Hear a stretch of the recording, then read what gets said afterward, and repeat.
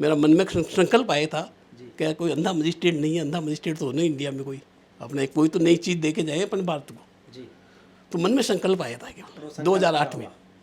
और वो आश्चर्य ऐसा हुआ कि जब मेरे संकल्प आया मन में, 2008 की बात बता रहा हूँ मैं, तो एक आध दिन बाद ही मेरे पास फ़ोन आया भीलवाड़ा से।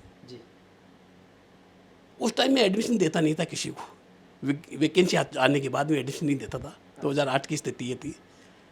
तो फ़ोन आया तो कि साहब मुझे एडमिशन लेना, तो मैंने मना कर दिया। फिर दूसरे दिन फिर फ़ोन आया उसका, शाम रात को ही फ़ोन आकर के कहा कि मेरा फ़ोन मत काटना, कल आपने काट दिया था, आज मेरी प्रॉब्लम सुनो कि मैं सर्विस करता हूँ, PWD में बाबू हूँ और मैं आरजेस देना चाहता हूँ और मैं ब्लाइंड हूँ, बिल्कुल नहीं दिखता मेरे को धंधा। और मैंने कहा आजा भाई, तेरे लिए तो इंतज़ार है तेरा तो इंतज़ार है। जब फिर मैंने देखा बर्मानंद जो ब्लाइंड मजिस्ट्रेट इंडिया का पहला बना, तब मुझे आश्चर्य हुआ कि यार ये क्या हो गया, ये सारी भगवान की कुदरत थी। शिक्षा के विकास, सामाजिक सरोकार और वैज्ञानिक दृष्टिकोण की इस श्रृंखला में आज हमारे बीच में हैं आध्यात्मिक व्यक्तित्व और राजस्थान विधि सेवा यानी राजस्थान लीगल सर्विस के सीनियर ऑफिसर आदरणीय सम्माननीय श्री रामलाल जी चौधरी साहब, जो गीता प्रबोधिनी नाम से एक संस्थान भी चलाते हैं, जिसके माध्यम से आप 800 से अधिक विद्यार्थियों को Rajasthan legal services, Rajasthan judiciary services और अलग अलग PSC की जो जुडिशरी सर्विस होती है उसके माध्यम से आपने सिलेक्शन करवाया है। हनुमान चालीसा से लेकर गीता के संपूर्ण ज्ञान को अपने जीवन में समावेश किया है। और उसके साथ ही सबसे बड़ी बात यह है कि आपने भारत के पहले और एकमात्र ब्लाइंड RJS ऑफिसर को भी सेलेक्ट किया है। तो बहुत सारी उपलब्धियां, बहुत सारी बातें हैं। आदरणीय रामलाल जी से आज के इस पॉडकास्ट इंटरव्यू में खुलकर दिल की मन की बातें करेंगे। तो आइए सर, सबसे पहले तो JVP मीडिया ग्रुप में आपका बहुत बहुत स्वागत है। आपको सबको बहुत बहुत धन्यवाद, और आपके जितने भी दर्शक हैं उन सबको मेरा हाथ जोड़ के सर निवेदन करना चाहूँगा कि रामलाल जी चौधरी देश भर के 800 से अधिक विद्यार्थी जिनके राजस्थान, उत्तर प्रदेश, हरियाणा, दिल्ली, मध्य प्रदेश और देश भर की अलग अलग जुडिशरी सर्विसेज में है, किस तरीके की गौरव की अनुभूति होती है जब इतने शिष्य आपके जुडिशरी में, लीगल सर्विसेज में? देखो ऐसा है भाई साहब कि शुरू में तो ये चीज़ का बड़ा अनुभव होता था जी। अच्छा फील होता था। वो साहब हमने सिलेक्शन करा दिए, हमने सिलेक्शन करा दिए, ये हो गया, वो हो गया। विज्ञापन में भी आते थे और कुछ थे, टॉपर स्टूडेंट आते थे, बड़ी खुशी होती थी। और ब्रह्मानंद का जब सिलेक्शन हुआ तो बात ही अलग थी। वो तो एक पहला मजिस्ट्रेट था इंडिया का। मैं प्रयागराज जाता रहता था इलाहाबाद में, तो वहाँ देखता था कि यहाँ के क्या बड़े बड़े इंस्टीट्यूट है, अपना क्या है, एक कमरे में चलता है घर पर। तो बड़ा मुझे वो लगता था ये इंस्टीट्यूट तो ये है साहब। लेकिन बड़े इंस्टीट्यूट की बजाय एक घर के कमरे में चलने वाला गीता प्रबोधिनी का सिलेक्शन सबसे ज़्यादा है। जब फिर मैंने देखा बर्मानंद जो ब्लाइंड मजिस्ट्रेट इंडिया का पहला बना, तब मुझे आश्चर्य हुआ कि यार ये क्या हो गया, ये सारी भगवान की कुदरत थी। और आप लोगों को विश्वास नहीं होगा, सामान्य आदमी आजकल ऐसी बातों पे विश्वास नहीं करते हैं, लेकिन मुझे पहले से ही दृष्टि हो गई थी कि हाँ कि अंधा मजिस्ट्रेट आएगा। मेरा मन में संकल्प आया था कि कोई अंधा मजिस्ट्रेट नहीं है, अंधा मजिस्ट्रेट तो होना इंडिया में कोई अपना एक कोई तो नई चीज़ दे के जाए अपन भारत को। तो मन में संकल्प आया था केवल 2008 में। और वो आश्चर्य ऐसा हुआ कि जब मेरे संकल्प आया मन में, 2008 की बात बता रहा हूँ मैं, तो एक आध दिन बाद ही मेरे पास फ़ोन आया भीलवाड़ा से। उस टाइम में एडमिशन देता नहीं था किसी को, वैकेंसी आने के बाद में एडमिशन नहीं देता था। 2008 की स्थिति ये थी। तो फ़ोन आया तो कि साहब मुझे एडमिशन लेना, तो मैंने मना कर दिया। फिर दूसरे दिन फिर फ़ोन आया उसका, शाम रात को ही फ़ोन आकर के कहा कि मेरा फ़ोन मत काटना, कल आपने काट दिया था, आज मेरी प्रॉब्लम सुनो कि मैं सर्विस करता हूँ, PWD में बाबू हूँ और मैं RJS देना चाहता हूँ और मैं ब्लाइंड हूँ, बिल्कुल नहीं दिखता मेरे को धंधा। और मैंने कहा आजा भाई, तेरे लिए तो इंतज़ार है तेरा तो इंतजार है। एक सर तो आया, अब देखो उसमें थोड़ा सा आगे 2 मिनट लगेगी आपको, थोड़ा सा आपके दर्शकों को भी थोड़ा सा बिल्कुल बताएं। है कि एक आश्चर्य की बात ये होती है, आप बड़ी जोरदार बात कि 2 नंबर से रह गया। पहली बार, पहले प्रयास में 120 नंबर आने चाहिए थे, उसके 118 नंबर रह गए, जी वो 2 नंबर से रह गया। और समाज का जो विचित्र समाज था, समाज ने ऐसा निराश किया उसको कि सारी किताबें बंद करके बैठ गया हो, मैं नहीं पढ़ूंगा, कोई आर्टिस्ट बन सकता हूँ क्या मैं। सबने डिमोरलाइज कर दिया उसको, बिल वालों ने, ऑफिस वालों ने, सबने क्या भाई आर्टिस्ट तुम बन सकते हो क्या, दिखता तो नहीं, कहाँ से बनोगे, ऐसा कोई है भी नहीं, इंडिया में सुना भी नहीं हमने ऐसा, कहाँ से बनोगे। तो सब किताबें बंद करके रख दी। तो मेरे क्या फ़ोन से बात होती रहती थी उससे, जी मुझे मालूम था कि मुझे रिजल्ट देगा, तो मुझे पूरा विश्वास था उस पर। तो फिर मैंने पूछा करा 2-3 बारी, तो कहाँ का पढ़ रहा हूँ। फिर उनकी मिसेज ने एक दिन कहा कि गुरुजी पढ़ नहीं रहा है, झूठ बोल रहा है आपके पास। तो फिर मैंने उसको डांटा, किताबें उतार, किताबें रख दी समेट करके, निराश होकर के। फिर उसने किताबें खोली वापस से, फिर मजिस्ट्रेट बनाई। अब हुआ क्या उसमें, एक बड़ी आश्चर्य की बात और देखो आप। जी आश्चर्य ये हुआ कि सिलेक्शन हो गया, और मेरिट से सिलेक्शन हुआ। 114 की मेरिट में उसकी 83 मेरिट थी। और इंटरव्यू के बाद, इंटरव्यू वालों के बाद जो जजेस सिलेक्शन थे, उन्होंने मेडिकली इनफिट करके सिलेक्शन नहीं दिया साहब, अच्छा मेडिकली इनफिट थी वो। तो मेडिकल सिलेक्शन नहीं हुआ, उसके बाद में उसका सिलेक्शन 9 महीने बाद हुआ। फिर फुल कोर्ट की मीटिंग बैठी, उसमें अनुमोदन हुआ। अब वो परेशान हो गया कि सर मेरा क्या होगा। मैं भाई तेरा सिलेक्शन तो होना है, और एक ही उपाय है तेरे को, रामायण पढ़ना शुरू कर दी, जिस दिन रामायण पूरी हो जाएगी उस दिन तेरा सिलेक्शन हो जाएगा। बहुत गजब का नुस्खा बताया आपने। मिसेज को कहा, भाई मिसेज को बोलता था, मैं बेटी की तरह ही हो, मैं कि तू बेटा रामायण जब तक नहीं पढ़ेगी, जब तक इसका सिलेक्शन नहीं होगा।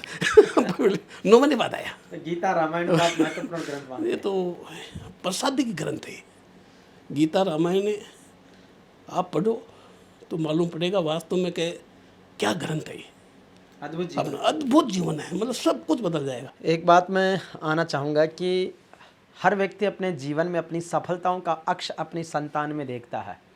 तो आपने भी ये संस्थान शुरू करने से पहले ऐसा परखा कि अपने बच्चे भी तो जिस चीज़ को पढ़ा रहे हैं, क्या वो भी इसमें सक्सेस हो रहे हैं, ताकि उसके पैरामीटर पर हमारे पास दूसरे बच्चे आएंगे। देखो बात ऐसी थी कि मैं खुद अपने आप को अयोग्य मान रहा था, क्योंकि मैं खुद आरजेएस नहीं बना। तो मैं क्या अपना आरजेएस का कोचिंग खोलेंगे तो लोग बात कहेंगे खुद तो बना नहीं, और कोचिंग खोल के बैठ गया। जबकि इंडिया में 90% जो कोचिंग है ना,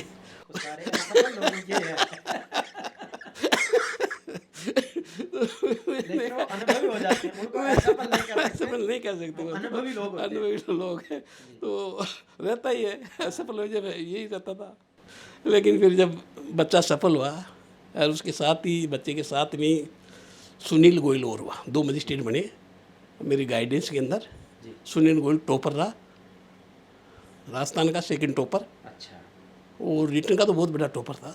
इसलिए उसके बाद फिर और राजेंद्र का हाँ, राजेंद्र का यंगेस्ट मजिस्ट्रेट अपने बैच का 2004 में ये बना। फिर तो उसके बाद फिर आपको बता दें कि रामलाल जी चौधरी साहब के 2 बेटे हैं, राजेंद्र चौधरी और सुरेंद्र चौधरी। तो राजेंद्र जी 2004 में आरजेएस बने और अभी वो एडीजे चूरू हैं, और छोटा बेटा सुरेंद्र चौधरी वो 2012-13 में आए, 12-13 में आए, और वो अभी सीजीएम हैं जोधपुर। तो 2 बेटे हैं, दोनों जज हैं, ये बहुत बड़ी बात। 2 बेटों की जजशिप होना, और कहते हैं कि मैं जज का भी बाप हूँ, ये फीलिंग आती है। ऐसी बात नहीं है, लेकिन आपकी तो सादगी, व्यक्तित्व ऐसा है कि आपको कभी पद प्रतिष्ठाएं, पैसा बहुत ज़्यादा प्रभावित शायद नहीं करता है। ईश्वर की लगन ही अद्भुत है आपकी। वो होता क्या है, एक मेरी बात बताऊँ आपको मैं, आप इन ग्रंथों पे विश्वास करोगे ना, तो अपने आप में सारी भावना, अच्छे गुण आने शुरू हो जाएंगे ग्रंथों की मदद से।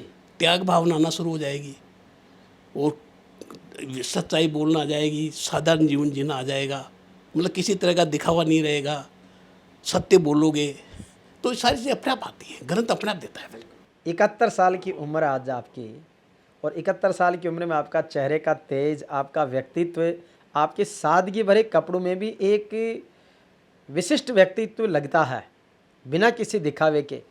तो इस बहुत ही समृद्धशाली सेहत का क्या राज है? राज तो कहीं नहीं है ऐसा, मैं तो बहुत आलसी रहा जीवन के अंदर, कोई ज़्यादा वो एक्टिव भी नहीं रहा, इसलिए वो तो। लेकिन सबसे बड़ी चीज़ ये कि रही आध्यात्मिक पृष्ठभूमि रहने से सारी चीज़ अपने आप शुरू हो जाती है, फिर उसे सारी चीज़ शुरू हो जाती है, धैर्य उसी से आता है।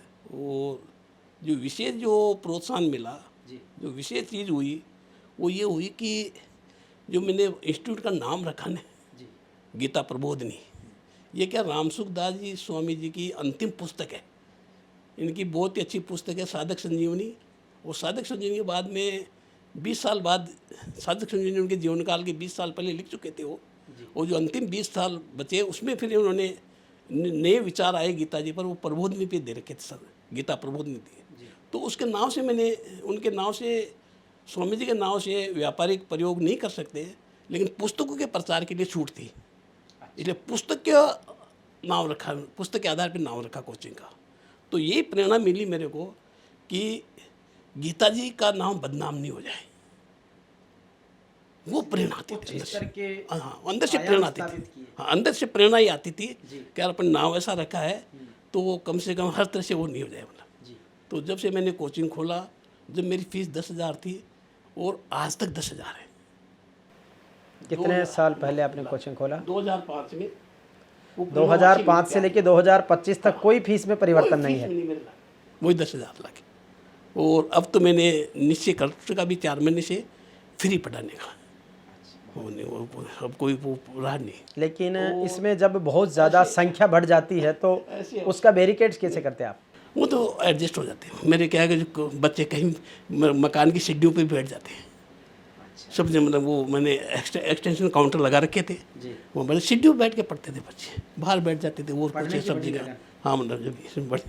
तो इस अवसर पर मुझे एक कवि की पंक्तियाँ याद आती है गीता के ज्ञान पर, कि गीता का संदेश बसा है कण कण में, मिल जाते हैं राम हर एक घर और आंगन में, तुलसी सूर कबीरा सबके दिल में है कविवर टैगोर हमारे जनगण में, जग में कोई और नहीं है लोकदेव तेजाजी सा।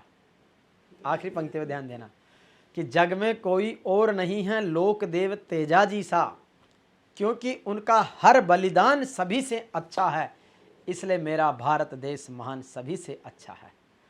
तो गीता जी का बड़ा अद्भुत ज्ञान है।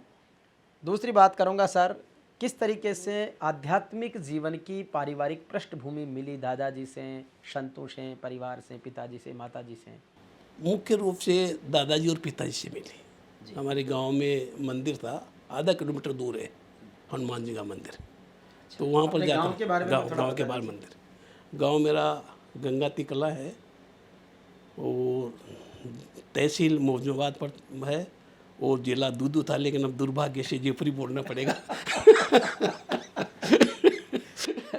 मतलब इनको जिले का जो खिताब है वो छीन लिया गया।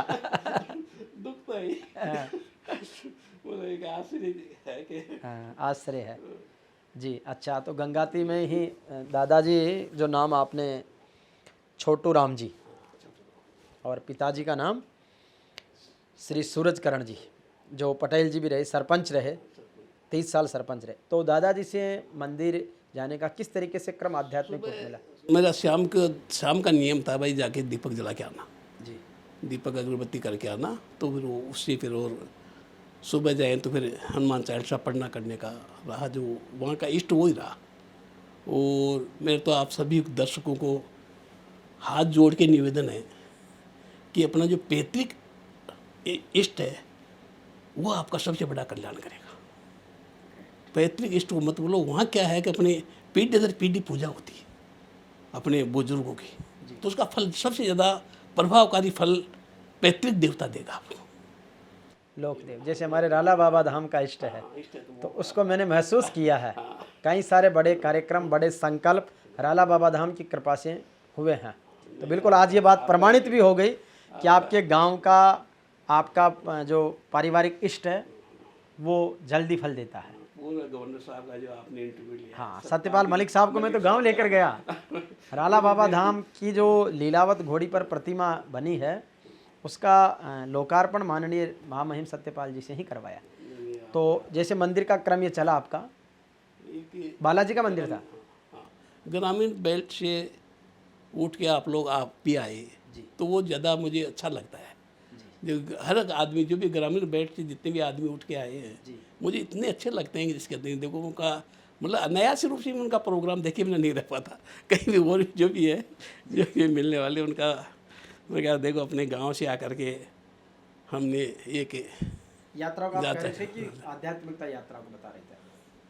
आध्यात्मिक यात्रा शुरू से रही और 2000 से लेके 2005 तक मैं बहुत भटका, अच्छा, 5 साल। बहुत भटका, 5 साल बहुत भटका, जगह जगह टीवी चैनल पे देखना महात्माओं को, सुनना करना, लेकिन कहीं संतोष नहीं मिला, कहीं संतोष नहीं मिला।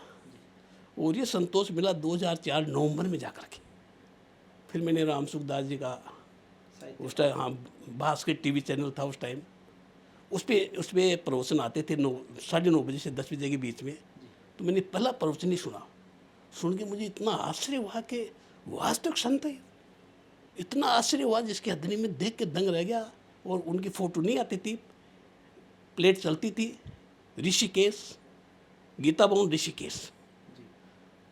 तो इतना प्रभावित हुआ कि 2-3 दिन बाद ही सेकंड सैटरडे संडे आया, उसमें मैं ऋषिकेश पहुंच गया।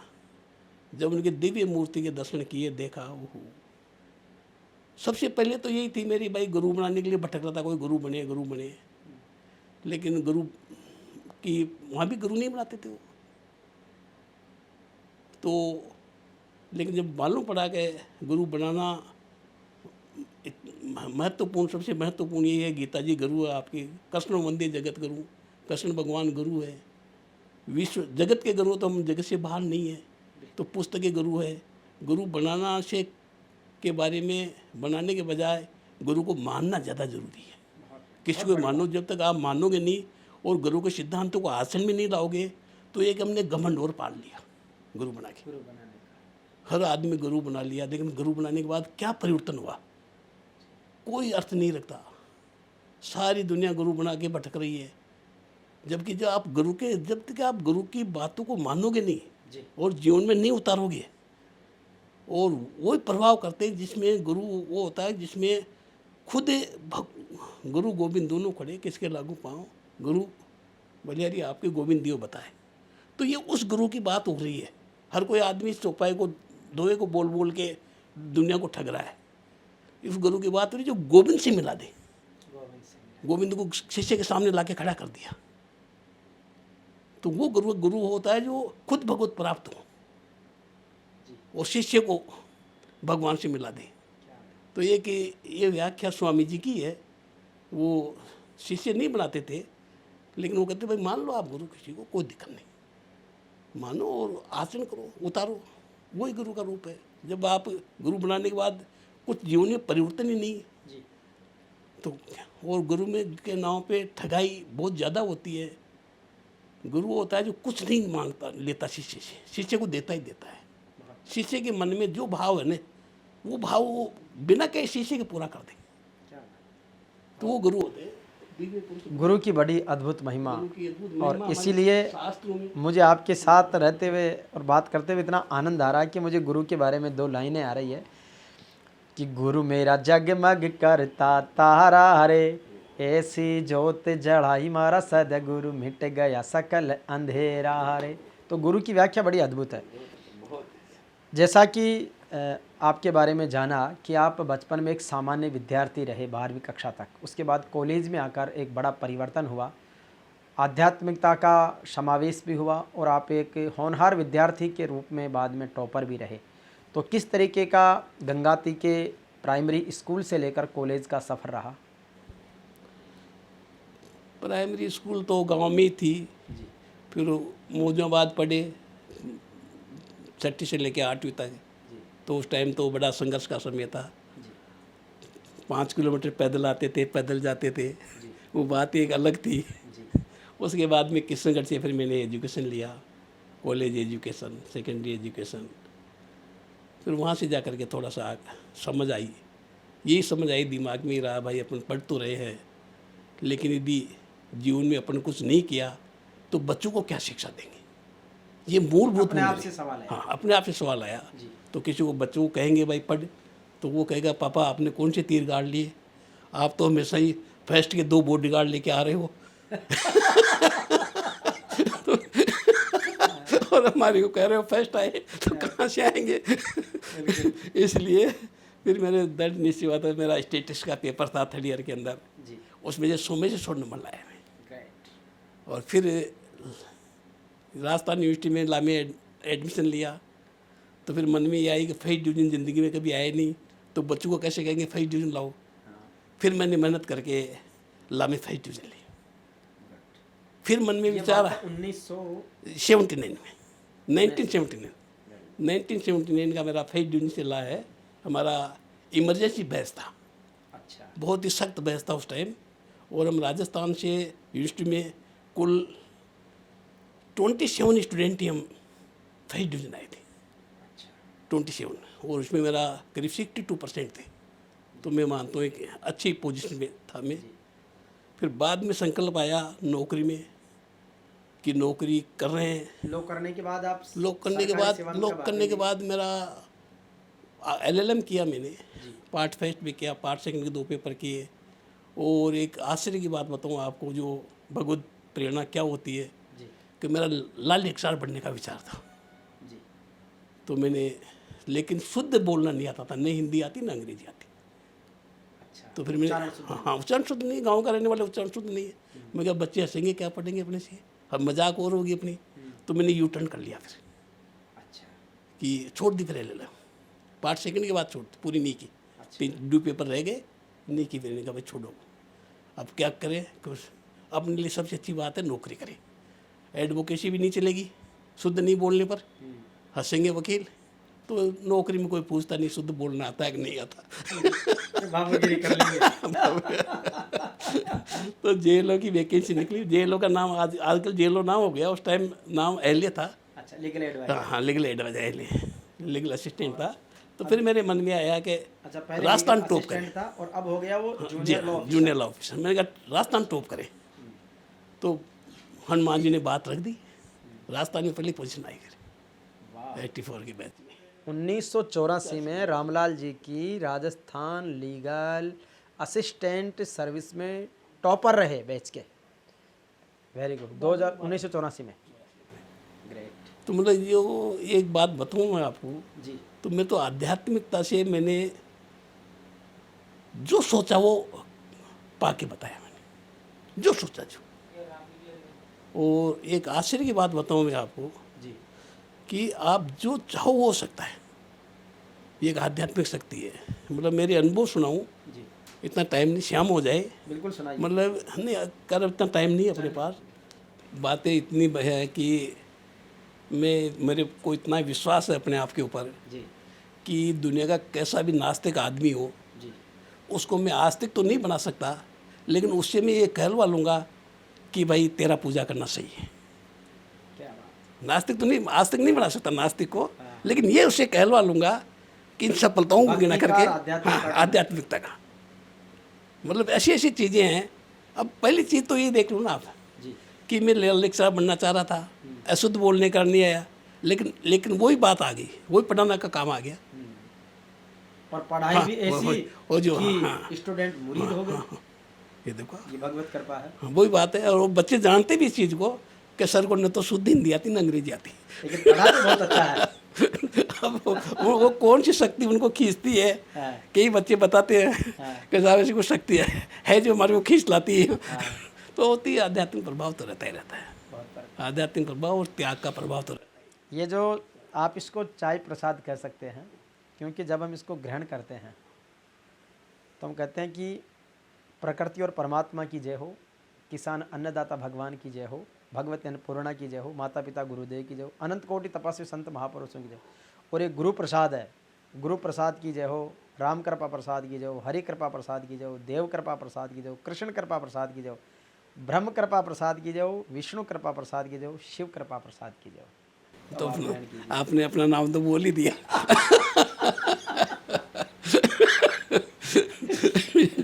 इसकी एक रोचक कहानी है आध्यात्मिकता की, वो मैं आपसे नहीं, आपने आपको तो जो मिल रहा है, आपको जो मिल रहा है वो बोलने का ही तो मिल रहा है। हाँ, ये ईश्वरीय कृपा है सूर्य कृपा भी कि जा पर कृपा राम की होई ता पर कृपा करें सबको।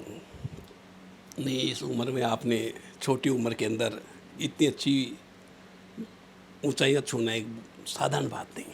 ये भी ईश्वरीय कृपा है सर। अच्छा, मैं अब आगे बढ़ूंगा सर। 1984 में जब आपने टॉप कर लिया, सर्विस में आ गए, उसके बाद में कब प्रेरणा जगी कि हमें संस्थान खोलना चाहिए, और सर्विस का सफ़र कैसा रहा? बच्चों का लालन पालन, जन्म, विकास, पढ़ाई। इसका सफ़र भी ठीक ही रहा। जी। ज़्यादा तो ये था, ज़्यादातर देखो, जब मेरा 15 डिपार्टमेंट रहे। अच्छा, मेरा 15 क्या विभागों में आपने 15 विभागों में नौकरी की है, और जिसमें एक विभाग 7 साल तो मेरे एक ही विभाग में थे, कौन से मेरे? जो इसमें होम गार्ड सिविल डिफेंस का था, आराम का डिपार्टमेंट था। अच्छा, बाकी कहाँ उसमें का रहे? बाकी मेरे कलेक्ट्रेट में भी रहा, इसमें अपने सिंचाई विभाग में भी रहा, सिरिश ट्रिब्यूनल में भी रहा, और अपने हाई कोर्ट में भी रहा, रेवेन्यू बोर्ड में भी रहा, बीच में अजमेर भी जाना हुआ, कलेक्ट्रेट क्षेत्र में भी रहा मैं। तो काफ़ी ऐसे मतलब 15 अलग अलग सारे विभागों का, सिंचाई विभाग का भी, सभी का अनुभव रहा। डिपार्टमेंट सचिवालय में काफ़ी टाइम तक रहा, मानवाधिकार में रहा। तो ऐसे कोई डिपार्टमेंट के तो कोई भरमार रही। जी। इसलिए और जहाँ तक काम का कहीं भी और मत सुनने को नहीं मिला। कोई अफसर ऐसा नहीं कहा, क्योंकि मेरी एक आदत ख़राब थी, खुद ऑफिसर नहीं बना, इसलिए ऑफिसर से अड़ाड़ी ज़्यादा करता था। सही बताओ आपको। कितने आईएएस और आरएएस को बहुत सुधारा। अच्छा? नौकरी के अंदर। इसलिए कभी सहन नहीं किया कोई भी। कलम के माध्यम से क्यों हमारे लीगल थे भाई, लीगल तो हम ही हैं। हाँ। अब लीगल को वो चाहे साहब लीगल ऑफिसर को चाहे कि साहब अपना पीए की तरह ट्रीट करे तो कैसे हो भाई? मैं आपका पीए अलग चीज़ है, मैं अलग चीज़ हूँ भाई। हाँ, मैं लीगल ऑफिसर हूँ, आपका एडवाइज़र हूँ, आपका पीए नहीं हूँ। तो जो आप इस तरह से बात मनाया साहब, जबरदस्ती मनाया। गजब। हाँ, लेकिन वो सत्य की तथ्य की बात, तथ्य सत्य। हाँ, बहुत बड़े करीब 200 करोड़ की प्रॉपर्टी का फ़ायदा दिया था हमने। ये अपनी जो अभी आज की तारीख में ये जो गवर्नमेंट हॉस्टल के सामने वाली प्रॉपर्टी है पूरी, जी जी, 10 बीघा ज़मीन है पूरी, इसके सारे केस जिताए थे मैंने। मैं उस टाइम में ही था होम गार्ड के अंदर। अच्छा अच्छा, तो सारे उस टाइम के केस मेरे टाइम के डील किए हुए थे। 10 बीघा ज़मीन सरकार को दिलाई थी साहब, नहीं तो सेठ लोग खा रहे थे उस ज़मीन को। अच्छा, तो संघर्ष करके। बिल्कुल। और सेठों ने कभी प्रलोभन भी दिया होगा, लेकिन आप आए वो उस पर तो नहीं, वो तो सवाल ही नहीं कोई। वो प्रलोभन तो कहीं दूर तक ही नहीं, वो पहले से मालूम हो जाता था जी। ऑफिस वाले अपने आप ही कह देते थे कि यहाँ ये चीज़ नहीं चलेगी, क्योंकि ऑफिस में सब तरह के आदमी होते हैं, सब तरह के। तो वो जानते थे, सब जानते थे। तो सर फिर आपने नौकरी से रिटायरमेंट भी 2-3 साल पहले हाँ, लिया? 3 साल पहले वो कोचिंग के कारण ले लिया भाई, कोचिंग को ज़्यादा टाइम देवे। अच्छा, तो आपने नौकरी में रहते हुए कोचिंग शुरू कर दी थी? हाँ, नौकरी में रहते वो कानूनी तो नहीं थी, लेकिन उस टाइम पढ़ाने का जज्बा उस था। टाइम, हाँ, उस जब टाइम वो आपका था। उच्चारण इतना ज़्यादा शुद्ध नहीं था, लेकिन जज्बा आपको पढ़ाने का किस तरीके से प्रेरणा जगी कि मुझे बच्चों को पढ़ाना चाहिए? वो क्या कि उच्चारण शुद्ध नहीं होने से मैंने क्या किया जी। कि मैं नोट्स बना के पढ़ाता था पहले। अच्छा। तो नोट्स में मैं क्या कि उच्चारण जो मुझे नहीं आता था ना, उसकी जगह साधारण शब्द ले लेता था मैं। अच्छा। तो किसी को मालूम ही नहीं पड़ा 2-3 साल तो कि इनको उच्चारण शुद्ध नहीं है। ये तो अब कोचिंग चलाने के लिए कुछ न कुछ तो फड़काबाजी करनी होती है।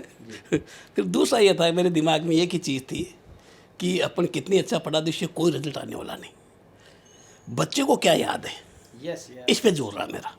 और बच्चों की ऐसी खिंचाई करता था कि वो बच्चे आज भी आपको भी मिले तो पूछे तो कहना कि भाई सर का गुस्सा हमने झेला जो हम जानते हैं। लेकिन कहते हैं ना कि गुरु कुमार शिष्य कुंभ है, गड़ी गड़ी काढ़े खोट, अंतर हाथ सहार देर बाहर बाहे चोट। उस भूमिका को आपने मतलब सबसे बड़ी चीज़ ये होती है कि जब तक डर नहीं होना बच्चे में, तब तक वो पढ़ेगा नहीं। और तो बच्चों को पढ़ाया, और उसके बाद फिर आप कोचिंग आपने शुरू की 2004 में? 5 में शुरू की, 2005 में शुरू किया। 4 में तो राजेंद्र आरजेएस में सिलेक्शन हो गया था। अच्छा। उसके बाद शुरू की फिर। तो आपने अपनी कोचिंग शुरू करने से पहले बच्चे को सफल बनाना जरूरी समझा? जरूर समझा, उसके बिना तो फिर कैसे काम चलता। अच्छा। उसी से बच्चे आए भाई। अब यहाँ पर क्या था कि राजस्थान यूनिवर्सिटी में उस टाइम ये था कि जितने भी प्रोफेसर थे जी हैं, उनका लाके प्रोफेसरों का किसी का बच्चा आरजेएस नहीं था। अच्छा। तो ये मुझे फ़ायदा मिला इसका। भाई मगर तुम जाओ जाओ उनसे पढ़ लो, जिनके बच्चे आरजेएस नहीं है तो मुझे विज्ञापन आपने आरजेएस बनाने की संस्था खोली अपने बच्चों को आरजेएस बनाकर। फिर उसके बाद जो राजस्थान यूनिवर्सिटी से पहला जो आरजेएस बना प्रोफेसर के लड़के, वो हमारे एक है कॉन्स्टिट्यूशन पढ़ाते थे जी व्यास जी, जी। उनके बच्चे बनी। कोचिंग के बाद में बनी हो। अच्छा। मेरे कोचिंग के टाइम नहीं थे। अच्छा। कोचिंग के बाद में बनी। और मेरे जो वो कॉलेज के जो राजस्थान यूनिवर्सिटी के जो गुरुजी थे वो भी अद्भुत थे। सुतार साहब थे, अब तक उनका तो अद्भुत किस जवाब था किस सुतार साहब। जो लीगल सर्विसेज के कौन कौन से इसकी वैकेंसीज पोस्ट के बच्चे आपके पास ट्रेनिंग लेते हैं या कोचिंग करते हैं? इसमें 4 तरह के बच्चे आते हैं मेरे पास। सबसे बड़े तो आते हैं एडिशनल डिस्ट्रिक्ट जज, जी। तो उसमें तो एडीजी सीधी भर्ती वाले हाँ सीधी भर्ती वाले एडवोकेट्स, जो तो 7 साल वकील के, कोटे से जाते हैं। हाँ 7 साल से वकील किया हो, और 35 से लेके वो 50 साल तक की उम्र होती है उनकी। जी। तो मेरे यहाँ तो बच्चे 20 साल से लेके 50 साल के मिल जाएंगे अच्छा। पढ़ने वाले। एक 50 साल का भी बना है और 20 साल के भी बच्चे। 20 साल के बने, गोपाल सैनी बने हैं। अच्छा। ये 50 साल की उम्र में एडीजे बने हैं। वो उनका संघर्ष एक अद्भुत संघर्ष है, मतलब एक प्रेरणादायक है गोपाल जी हमारे, जी। जो तो ये डिस्ट्रिक्ट एक तो एडीजे वाले, एडीजे वाले नहीं है। दूसरा आरजेएस। हाँ एडीजे का मेरा टॉपर भी रहा, जी। अभय जैन साहब टॉपर रहे राजस्थान के एडिशनल डिस्ट्रिक्ट जज में। सभी विंगों के टॉपर रहे, आरजेएस में रहे। अच्छा। निधि शर्मा आरजेएस में रही है, और एपीओ के अंदर रहा है, एपीओ में भी टॉपर रहे। जिसको पहले एपीपी कहते थे अब उसको एपीओ कहने लग गए। असिस्टेंट प्रोसिक्यूटर ऑफिसर, सहायक अभियोजन अधिकारी, और पहले वो था एपीपी, हाँ एपीपी था उसे। सहायक लोक अभियोजक, पहले असिस्टेंट पब्लिक प्रोसिक्यूटर। तो वो चैन सरकार नाम करती रहती है। चेंज कर देते हैं नाम। अच्छा, तो चारों वर्गों में आपके टॉपर भी रहे हैं। अब तक लगभग कितने बच्चे गीता प्रबोधिनी से राजस्थान या देश भर की न्यायिक सेवा में अधिकारी बने? न्यायिक सेवा में करीब 280 के आसपास रहे करीब। अच्छा। न्यायिक ऑफिसर 280 के आसपास रहे। अच्छा, ये तो जुडिशरी ऑफिसर है। जुडिशरी ऑफिसर रहे था इसमें, जिसमें उनका आंकड़ा? सभी स्टेट आ गए इसमें। जुडिशरी ऑफिसर में पंजाब भी आ गया, पंजाब से भी है, हिमाचल से भी है, और से दिल्ली से भी है, उत्तर प्रदेश से भी है। बच्चे आपके पास ज़्यादातर राजस्थान के अलग अलग इलाकों के ही आते हैं या देश भर के बच्चे पढ़ने आते हैं? देश हो गए, हिमाचल में सिलेक्शन हुआ तो हिमाचल से भी आती है, अच्छा। यूपी से हुआ तो यूपी के भी आते हैं, इलाहाबाद के काफ़ी बच्चे हैं मेरे पास, बाहर के बच्चे। और इतने लगभग सिलेक्शन करीब 300 के आसपास सिलेक्शन है एपीपी और जेएलओ के, मानो लगभग इतने। ये करीब 400-500 सिलेक्शन, तो 500 के करीब 23 सिलेक्शन है, और करीब 300-400 सिलेक्शन और हो, इतने और हो गए लगभग। मतलब अंदाजन 1000 के आसपास। हाँ 1800 से लेकर 1000 के बीच में क्वेश्चन क्या हो सकती है। मैं तो ज़्यादा गिनता नहीं, लेकिन जब भी मिलते हैं, जब बताते हैं साहब हम यहाँ लग गए, हम यहाँ लग गए। अच्छा सर, इतने सारे जुडिशरी ऑफिसर्स हैं, जज हैं, लीगल ऑफिसर हैं, एलए हैं, जब कभी आप कोई सामाजिक सरोकारों में या कोई किसी इंस्टीट्यूशनल बॉडी में जाते हैं, तो जिस मोड़ पर आपके बच्चे मिलते हैं, तो कभी ऐसा कुछ एक स्पेशल फीलिंग, प्राउड मोमेंट होते हैं? हाँ, और तो कहीं मैं जाता नहीं, न बच्चों को किसी काम के लिए कहता नहीं, न किसी सिफारिश के लिए कहता नहीं, और कुछ नहीं करता किसी के लिए नहीं, मैं कहता ही नहीं इस बारे में। पहले कर रखा है भाई, सब अपने अपने हिसाब से काम करो, मैं डिस्टर्बेंस नहीं, मतलब मैं कहूँ तो भी मेरा करना मत मानना। भाई दियो के भावुकों की कहीं आ जाए, मतलब मत मानना करना। तुम ये कहो हाँ, यदि तुम ये कहो साहब आपने कहा था, हमने काम कर दिया, तो डांट ही पड़ेगी बाद में मिलेंगे जब। भाई क्या मतलब भाई तुम्हारा। तो कभी किसी आपके शिष्य से हैं, कभी कभार कोई जीवन में काम पड़ जाए तो आपसे तो हम सिफारिश की उम्मीद नहीं रख सकते। कोई फायदा नहीं। लेकिन आपकी आध्यात्मिकता का आशीर्वाद हमारे ऊपर इतना है कि ज़्यादा इतना हो कि मिले करे तो कह दूंगा भाई वो हो सकता तो देख लेना, नहीं तो कोई बात नहीं तो तेरी इच्छा है जो करना, मेरा कुछ बात नहीं। मतलब कि ये चीज़ें चलती नहीं थोड़ी सी जुडिशरी में कम से कम, और आप उसका पालन करते हैं प्रोटोकॉल का, ये बहुत बड़ी बात है सर। क्यों मतलब मेरा ये दृष्टिकोण रहा ही नहीं कभी कि भाई कि डिस्टर्ब करें किसी को। उनका विवेक है, वो करे अपना काम, अपना क्या जाता है। किस तरीके की दिनचर्या रहती है सर आपकी, जिससे आपका एक स्वास्थ्य भी अच्छा है, हैप्पीनेस है? क्योंकि दुनिया के देशों की प्रगति का पैमाना अब हैप्पीनेस इंडेक्स पर आ गया है, लेकिन आपसे मैं पिछले आधा एक घंटे से बात कर रहा हूं, तो आपका हैप्पीनेस देख के मुझे लगता है कि हर व्यक्ति अगर स्वस्थ और समृद्ध रहे तो ऐसा हैप्पीनेस होना चाहिए। तो इस खुशियों का राज। देखो, एक चीज़ है कि एक माला ही और नाम जपी एक ऐसी चीज़ है जी। जो सब कुछ सुधार देती है। नाम सुमिरन। हाँ, नाम सुमरन, नाम जप माला करना, तो ये मैंने कई अनुभव देखे कि आपके 2 घंटे 3 घंटे की नींद पर्याप्त हो जाती है। अच्छा। ये हालत रहती है मतलब। और उसके बाद नाम जप करो और सुबह उठ कर तो नाम जब श्वासों पे आ जाता, अभ्यास हो जाता फिर। हाँ, अभ्यास हो जाता हो। नाम जप के लिए मैं आप सभी को सलाह देता हूँ, भाई नाम जप आप ज़रूर करो। और नाम जप और गीता जी है, रामचरितमानस है, भागवत है, जो भी धर्म ग्रंथ है, भक्तमाल है, विनय पत्रिका है, इनमें जो भी आपको ठीक लगे वो पढ़ो और ठगाई में मत आओ। जो आज की तारीख में जिस तरह से समाज में चल रहे हैं, आपके भागवत कथाएँ हो रही है और कुछ हो रही है, तो आप कम से कम भागवत का इंडेक्स तो पढ़ के देख लो, आपको मालूम पड़ जाएगा कि कथावाचक क्या बोल रहा है और वास्तव में भागवत में कितनी चीज़ें हैं, कितना छोड़ रहा है। तो मतलब जो भागवत का मूल संदेश है वो कथावाचक अपनी भागवत कथाओं में नहीं बता रहे। कथाएँ मतलब जो असली भागवत है और असली हमारी जो महाभारत है ना, जी। वो टीवी चैनलों ने और आज के कथाकारों ने एक अलग ही हमारे सामने दृष्टिकोण पेश किया है। बहुत अलग ही दृष्टिकोण पेश कर रहे हैं। आप खुद पढ़ो ग्रंथ को, खुद पढ़ोगे तो आपको ये आभास हो जाएगा कि ग्रंथ तो भागवत कथा करवाने के बजाय स्वयं को भागवत का अध्ययन करना ज़्यादा पुण्य है। स्वयं को, मतलब कारण क्या बताऊँ मैं आपको, एक बहुत बड़ी बात, जी। और कि धर्म ग्रंथ की पूरी पालना नहीं हो रही है तो ये फल नहीं मिलेगा पूरा। ये कहा हमारे पूरी के शंकराचार्य जी ने जी। कि जो धर्म ग्रंथ की पूरी बातें मानो आप। अब जितने भी हम देखते हैं तो ग्रंथ की पूरी बातें नहीं मान रहे हो, ग्रंथ का आधार है। सर इसमें एक निवेदन मेरा यह है कि जो धर्म ग्रंथों की बातें हैं उसमें कई जगह वर्ण व्यवस्था को लेकर जो भेदभाव की बात कही गई, उसमें वैज्ञानिक दृष्टिकोण और पढ़े लिखे लोग संवैधानिक चीज़ों का उल्लेख करते हुए कई जगह उसका विरोध भी है जो आपत्तिजनक है या समसामयिक नहीं है। समसामयिक वो चीज़ें तो इसलिए नहीं है बताऊँ मैं आपको कि जितनी भी वर्ण व्यवस्था में है ना, वर्ण व्यवस्था की असली जानकारी नहीं है हमें। यदि वर्ण व्यवस्था के बारे में आपको पढ़ना है तो तत्व विवेचनीय है जी। सेठ जी दयाल गोयनका जी की, उसमें वर्ण व्यवस्था के बारे में गीता जी के 18वें अध्याय की व्याख्या की है।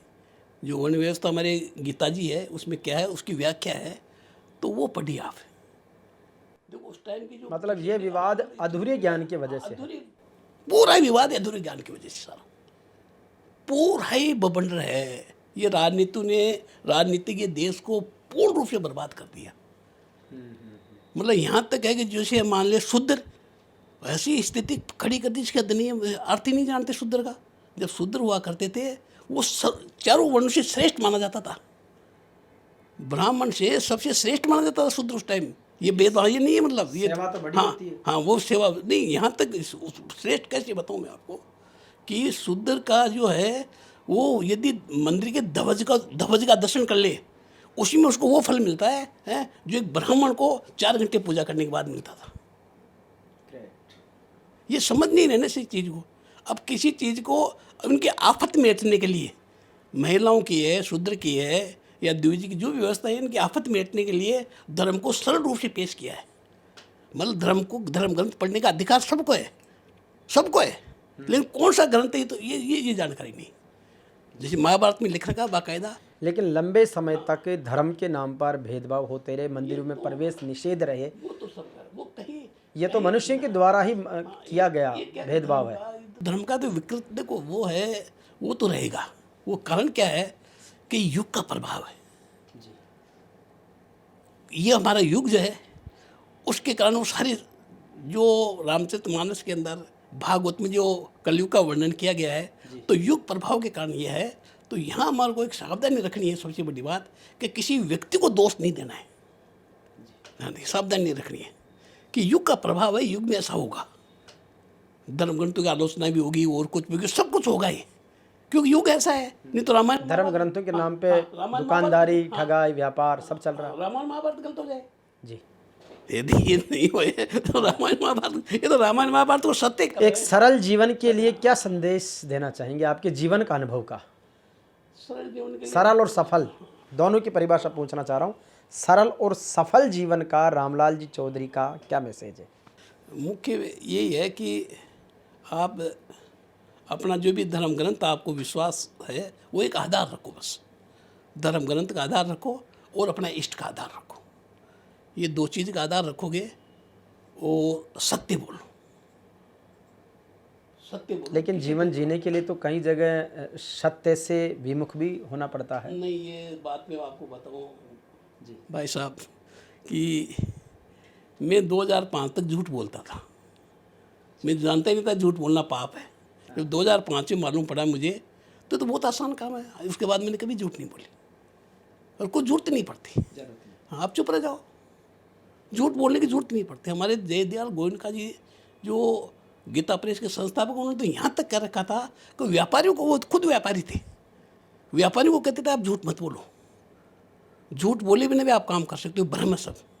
जो पैसा आ रहा, झूठ बोल के पैसा आया तो आदमी समझता है कि झूठ बोलने से पैसा आया। नहीं, ऐसा नहीं है। वो आपके प्रारब्ध में तो जो आएगा वो तो बिना झूठ बोले भी आएगा। वो तो यहाँ तक कह रहे थे कि आप झूठ बोले बिना व्यापार करो और 3 साल तक आप व्यापार कर लीजिए और उसके बाद यदि आपको घाटा हो जाए तो वो घाटा मैं चुकाऊंगा। तो सत्य, ईमानदारी, honest is the best policy कहा गया है। इसका कोई जवाब नहीं इसका। बिल्कुल अच्छा चलेगा काम, सारा काम अच्छा चलेगा। क्यों? अपन तो क्या है, झूठ बोलने से ये फायदा मिल गया। अरे झूठ नहीं बोलते तो ही मिलता वो झूठ बोलने से। कर्म कहते हैं कि कर्म योग, ज्ञान योग और भक्ति योग, क्या अपने अपनी जगह तीनों श्रेष्ठ हैं या इनको कर्म को ज़्यादा वर्क इज वर्शिप कहा गया है? देखो, तीनों ये अपनी अपनी जगह श्रेष्ठ है। तीनों का फल एक है। फल तीनों का एक है, भगवत प्राप्ति। तीनों का फल एक है। अब जिसकी रुचि हो, भाई विविध मनुष्य की विविध रुचियाँ होती है। किसी ज्ञान योग की, किसी कर्म योग की है, किसी की भक्ति योग की है, अपनी अपनी रुचि में, लेकिन तीनों का फल एक है। जब फल एक है तो कोई फर्क, कोई भेद रहा ही नहीं। फल तो एक ही मिलेगा। हम एक दूसरे की बुराई का कोई मतलब नहीं, कोई ज्ञान योगी जो भी है, फल सबका एक है। अब आपके इन लगभग 1000 स्टूडेंट्स के बीच ब्रह्मानंद शर्मा का आपने उदाहरण बताया, जो भारत के पहले ब्लाइंड मजिस्ट्रेट बने।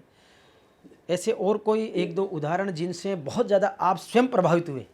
स्वयं प्रभावित तो मेरे 3 स्टूडेंटों से हुआ। मेरे पास 3 स्टूडेंट आए ब्लाइंड और तीनों का जॉब लग गया। 3, इससे बड़ी बात क्या होगी। ब्रह्मानंद आरजीएस हो गया। एक आयुषी पारिक थी, उसको दिखता नहीं था बिल्कुल भी, उसकी माँ साथ आती थी, वो बैठ के पढ़ाती थी, वो खुद पढ़ती थी, ये देखिए आप। और वो लाल लेक सार है आयुषी पारिक, जो आजकल यही लग रही है, जयपुर में आ रही डिप्यूटेशन में, डायरेक्टर कॉलेज एजुकेशन के अंदर। और ऐसी प्रिया अग्रवाल थी, तो वो भी बिल्कुल या मेडिकल डायरेक्टरेट में है, जेएलओ। तो ये वो मैं तो सोचता हूँ, मैं बच्चों को कहता भी हूँ, भाई जब जिनकी आंखें नहीं हैं, दिखता नहीं है, वो यदि जॉब ले ले और आप लोग नहीं ले तो क्या करो। अभी आपकी गीता प्रबोधिनी जो कोचिंग संस्थान है, उसमें प्रवेश प्रक्रिया का प्रोसेस क्या है? कितने घंटे आप स्वयं क्लास लेते हैं? पहले तो ऑफलाइन था जब, तो पढ़ाने का कोई रुचि थी। अब ऑनलाइन होने के बाद सारा एजुकेशन गिर गया, कोई मतलब ही नहीं रहा। अब तो ऑनलाइन तो वो लड़के पास होते हैं, उनमें मेरा कोई सहयोग नहीं है, जो सब अनुशासित है। जो ऑफलाइन थी क्लासेज तो डांट के पढ़ाते थे और जैसा चाहते वैसा रिजल्ट ले आते थे। देखा, एक बार तो मेरे 80 सिलेक्शन थे एपीओ के अंदर। 200 के आसपास की पोस्ट, 200 कुछ पोस्ट थी, उसमें 80 सिलेक्शन एपीओ के। ये देखो आप। और हाँ, और ऐसे जेलों के अंदर जिसको जो एलए कहते थे उस टाइम, तो रैंक नंबर 2 से लेके 9 तक मेरी थी, टॉप 10 में। तो ऐसे रिजल्ट आते थे उस टाइम जिसके अंदर नहीं। अब क्या, अब किसको क्या कहें। जब तक डांट नहीं पड़ती है बच्चे के, जब तक अनुशासन में नहीं रहेगा बच्चा। आप ऑफलाइन क्लास नहीं चला रहे? चला रहा हूँ, लेकिन कोई आती नहीं। ऑफलाइन डांट तो वो बग जाते हैं ऑनलाइन। इसलिए कोई अर्थ रहा नहीं है। ऑनलाइन का भी आपने कोई ऐप वगैरह बना रखा? हाँ, वो तो डाउनलोड कर लेते हैं कोई भी ऐप, जैसे गूगल मीट है, इसको कर लेते हैं। अच्छा। पहले गो टू मीट था जब स्टूडेंट ज़्यादा थे। तो आप अपने संस्थान में कितने घंटे पढ़ाने का आपका एक? मेरा तो अब तो केवल 1 घंटे 1.5 घंटे लेता था क्लास 1.5 घंटे। पहले पूरे टाइम 3-3 बैच होते थे। अच्छा। ऑफ टाइम में तो 3-3 बैच होते थे, सारा ही काम चलता था ढंग से। अब तो बिल्कुल ही, अब तो केवल संडे टू संडे रहेगा क्लास का, ज़्यादा वो भी निःशुल्क रहेगा बिल्कुल। अच्छा, एक आपने बीच में शायद बात बताई थी कि जब आपने 2004-05 में इंस्टीट्यूट शुरू किया गीता प्रबोधिनी, तब एक स्टूडेंट की फ़ीस आपकी आरजेएस की कोचिंग की 10,000 थी। आज 20 साल बाद 2025 में भी वही फ़ीस है। ज़माना बदल रहा है, खर्चे बढ़ रहे हैं, आपने फ़ीस नहीं बढ़ाई? क्या कभी ऐसा मन में आया ही नहीं या संकल्प ही था कि पैसे नहीं, इकट्ठा वो नहीं करना? मतलब जो ये है कि एक्चुअली क्या था कि जब कोचिंग तो लोग पैसा कमाने के लिए खोलते हैं। पहली बार मेरे सिलेक्शन हुए, 10 सिलेक्शन हुए। जी। 10 सिलेक्शन होते ही दिमाग बढ़ गया था, अच्छी फीस रखेंगे, ये है ये है। फिर गीता रामायण पढ़ते पढ़ते ही मन में विचार आ जाता है कि भैया ये तेरे सिलेक्शन नहीं है तो भगवान के दिए हुए हैं, काहे का घमंड कर रहा है तू, इसलिए फिर नहीं बढ़ाई फीस।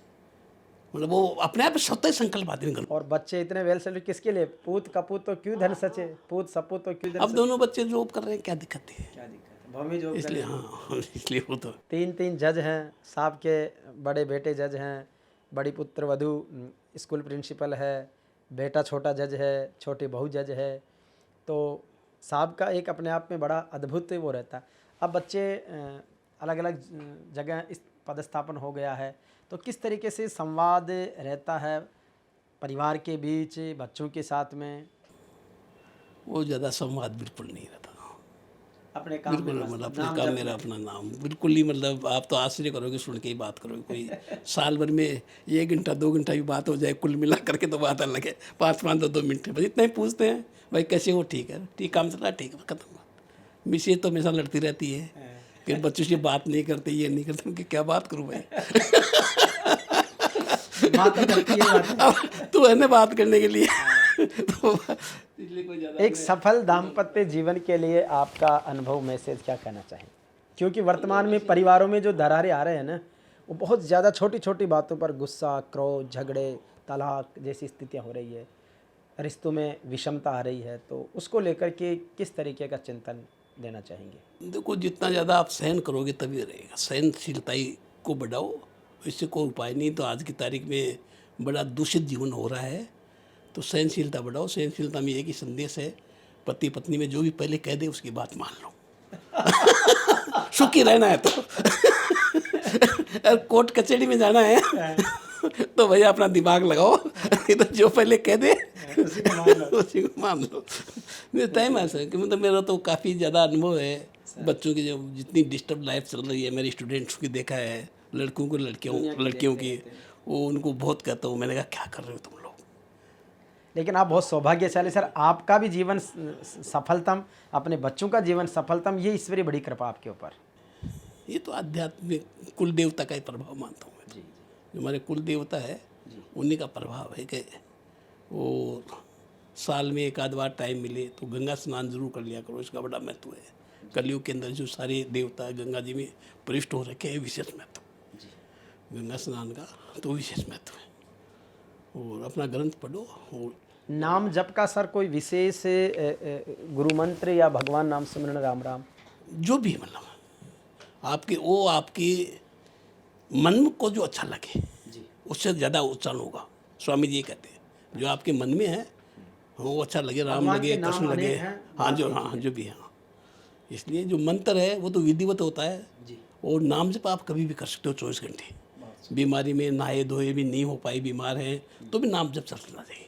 नाम जप तो चलता रहे, सांसों, वो तो मतलब सबसे ज़रूरी है नाम जप। वो नाम जप की तो ऐसी आदत हो जाएगी फिर आपको कोई चीज़ अच्छी नहीं लगेगी, केवल नाम जप का ही रहेगा। अच्छा, एक सर हमने ये सामाजिक सरोकारों की श्रृंखला में आप जैसी शख्सियतों का विशेष साक्षात्कार, संवाद हम जनमानस के बीच रखते हैं। इस पहल को आप किस तरीके से देखते हैं और इसमें कोई सुधार की गुंजाइश हो तो आप बिल्कुल आदेश मतलब सुधार की गुंजाइश तो एक ही है जी कि उन आदमियों की ज़्यादा इंटरव्यू लेने में ध्यान रखो जो स्पष्टवादी है, जिनके जीवन में और बोलने में फ़र्क नहीं हो, वो चीज़ समानता नजर आए। तो वो नहीं तो फिर उसका कारण है एक जी कि जो आर्टिफिशियल जितने भी आएंगे ना, वो जो भी शिक्षा है ज्ञान देंगे ना, तो आपके दर्शक पे कोई प्रभाव नहीं पड़ेगा, क्योंकि उनके पास खुद के पास ही कुछ नहीं है, तो दर्शकों को क्या देंगे वो। और जिनके पास कुछ है तो उनकी बातों का प्रभाव समाज पे जरूर पड़ेगा। मेरी बात, हाँ, इसलिए मेरी बात को अन्यथा नहीं लेवे, इसलिए मतलब मेरी बात अन्यथा नहीं लेवे, नहीं तो उन चीज़ों का फर्क पड़ता है। बहुत ही सुंदर। तो हमारे बीच में आदरणीय श्री रामलाल जी अहलावत चौधरी साहब, कंगाती दूदू के रहने वाले, जयपुर में आपका गीता प्रबोधिनी के नाम से मानसरोवर में जुडिशरी सर्विसेज की तैयारी के लिए संस्थान 2004-05 में शुरू हुआ, 2025 तक उसी गति के साथ चल रहा है। फीस में कोई परिवर्तन नहीं, कोई लोभ लालच नहीं, बड़ी स्पष्टता, भगवान की बड़ी अद्भुत कृपा, भगवत कृपा प्राप्त आध्यात्मिक जीवन के श्रेष्ठतम महापुरुष, और जिनका स्नेह सानिध्य पाकर इतना आनंदित और उत्साहित हूँ कि शायद ये भगवत कृपा ही है कि मैंने एक आग्रह टेलीफोन किया और आपने त्वरित रूप से उसे स्वीकार करते हुए हमारे यहाँ तक पधारे, हमें कृतार्थ किया। आपको बारंबार प्रणाम, बहुत बहुत धन्यवाद। आपको धन्यवाद, आपकी सभी